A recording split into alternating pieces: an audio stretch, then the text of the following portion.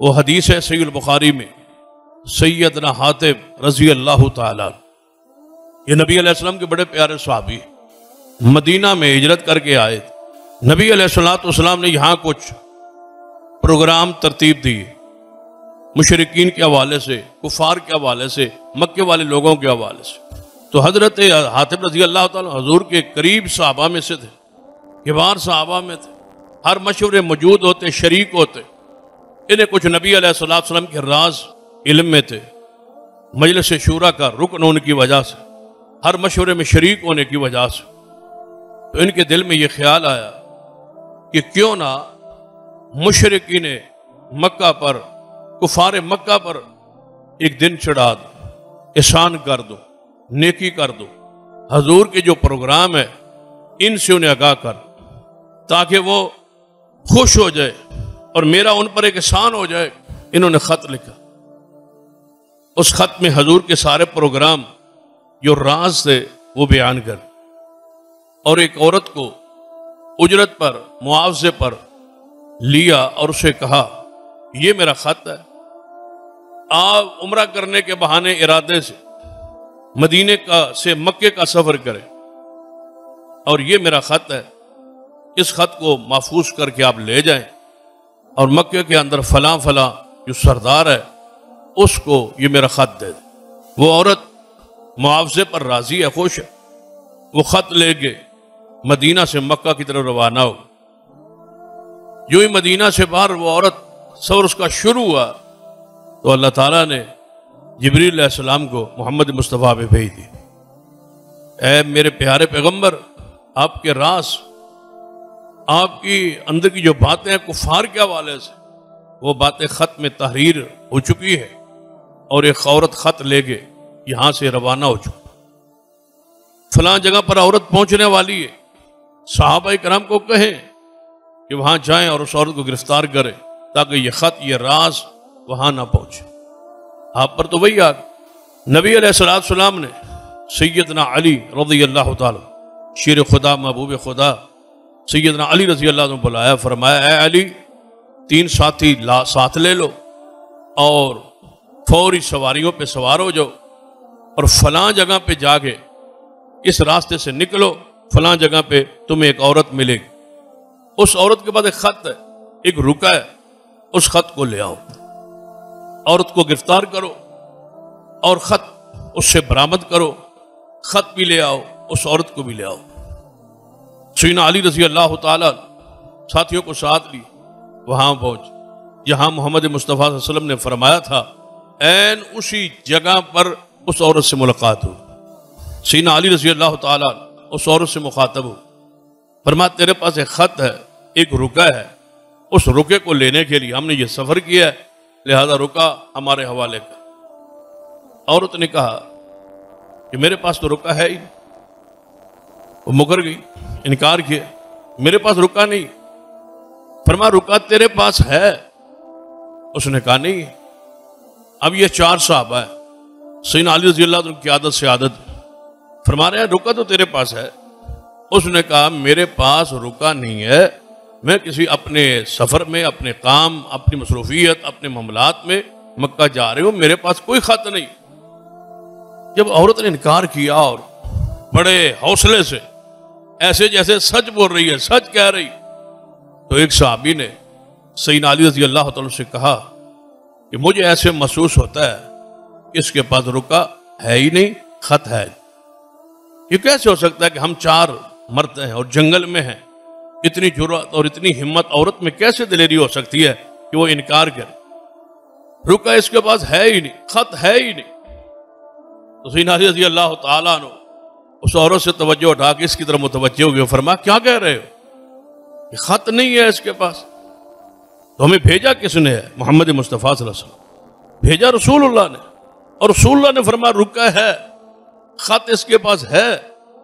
جہاں حضور نے فرمایا وہاں اس سے ملاقات ہوئی۔ اگر یہ بات حق ہے، یہ کیسے ہو سکتا ہے کہ مصطفیٰ کی بات غلط ہو؟ یہ نہیں ہو سکتا، یہ ہو ہی نہیں سکتا۔ سیدنا علی رضی اللہ عنہ فرمانے لگے اس عورت سے خط دے دے، وگرنہ ہم تلاشی لینے پر مجبور ہو جائیں۔ تو عورت نے جب یہ سمجھا کہ اب جان چھوٹنے والی نہیں ہے. ان کا تو ایمان کا مسئلہ ہے, ان کے تو عقیدے کا مسئلہ ہے کہ نبی علیہ السلام نے بھیجا ہے, اور یہ تو رسول پر اتنا ایمان رکھتے ہیں کہ ان کی بات کو غلط سمجھتے نہیں اور غلط ہوتی ہی نہیں. معصوم ہیں آپ ذات کے لحاظ سے, بات کے لحاظ سے.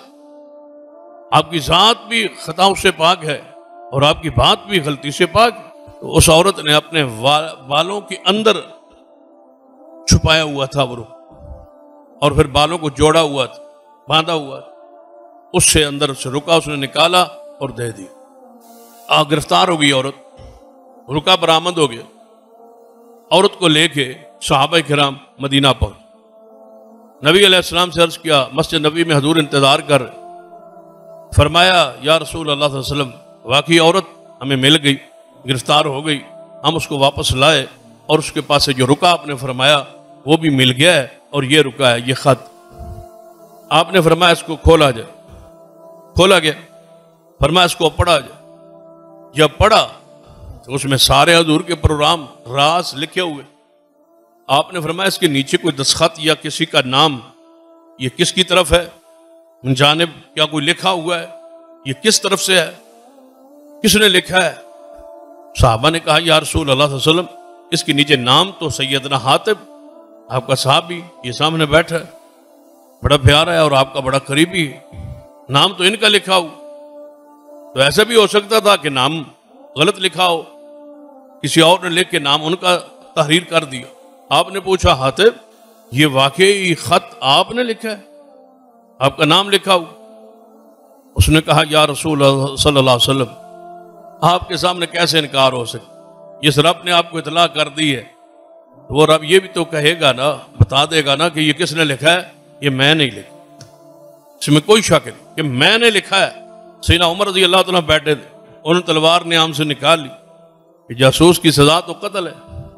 جاسوسی کرنے والا جو اسلامی مملکت کی جاسوسی کرتا ہے, ملک کے راز دوسرے ملک دشمن کو دیتا ہے, اس کی سزا تو تعین ہے. تو لہذا رسول اللہ صلی اللہ علیہ وسلم فرمائیں گے کہ اس کو قتل کر. انہوں نے تلوار نکال لی. نبی علیہ الصلوۃ والسلام نے دیکھا تو آپ نے فرمایا عمر تلوار اپنی نام میں ڈالو, یہ بدری ہے اور بدری کی خطائیں اللہ نے معاف کی ہوئی ہے, غلطی اس سے ہو گئی ہے, خطا اس سے ہو گئی ہے. یہ ہے بدری, صحابی ہے اور بدر میں شریک تھا. اور بدریوں کے بارے میں اصول یہ الگ ہے کہ جو چاہے کرتے رہے, اللہ نے ان پر جنت واجب کر دی ہے, ان کی خطاؤں کو معاف کیا ہوا ہے. یہ تو بدری ہے, یہ تو ہے معاملہ ان کا. لیکن آپ نے فرمایا حاتب آخر کون سی وہ بات, آپ کو یہ کس نے ابھارا, اس کے پیچھے کون ہے, وجہ کیا ہے, علت کیا ہے, خط آپ نے کیوں لکھا؟ اب ہیں بھی جنتی. اب دیکھیں اگر یہ راز اہل مکہ تک پہنچ جاتا تو اسلام کا کتنا نقصان ہوتا, رسول رحمت صلی اللہ علیہ وسلم کا کتنا نقصان ہوتا, کتنے پروگرامز کفار کے علم میں آتے, پوری پلاننگ ان کے علم میں آتی, حضور کا کتنا اور صحابہ کا اور اسلام کا کتنا بڑا نقصان ہوتا. اس کے باوجود اللہ نے صحابہ کو نہیں پوچھا, اور کون ہے جو صحابہ کی کسی عمل پر بحث کرے؟ اللہ وہاں پوچھتا ہی نہیں, اللہ معاف کرتا ہے, اللہ ان پر راضی, اللہ خوش ہے. تو آپ نے پوچھا ہے حاتب ایسا کیوں کیا, وجہ کیا ہے, اصل جو بیس ہے وجہ وہ بتلائی. فرمایا یا رسول اللہ صلی اللہ علیہ وسلم, یہ جو آپ کے صحابہ ہیں ان سارے صحابہ کے رشتہ دار مکہ میں پیچھے موجود ہے. کوئی بیوی چھوڑ کے آیا, کوئی بچے چھوڑ کے آیا, کوئی بھائی چھوڑ کے آیا, کوئی والدین چھوڑ کے آیا, سارے چھوڑ آئے. لیکن ان کے ساتھ ساتھ ان کا قبیلہ, ان کے رشتہ دار وہاں موجود ہیں جو رشتہ داری کی وجہ سے ان کا خیال رکھتے. لیکن میرا وہاں کوئی رشتہ دار, اور میرے بچے وہاں رہ گئے. آپ جانتے ہیں میں بچوں کو چھوڑ کے محمد مصطفیٰ کی محبت میں ہجرت کر رہا ہے, میری اولاد وہاں ہے. میرے دل میں بیٹھے بیٹھے خیال آ گیا کہ آپ کی حفاظت کی ذمہ داری تو اللہ نے اٹھائی ہوئی ہے, آپ کو تو اللہ تعالیٰ خبر دے ہی دے گا, سارے معاملات حل ہو ہی جائیں گے.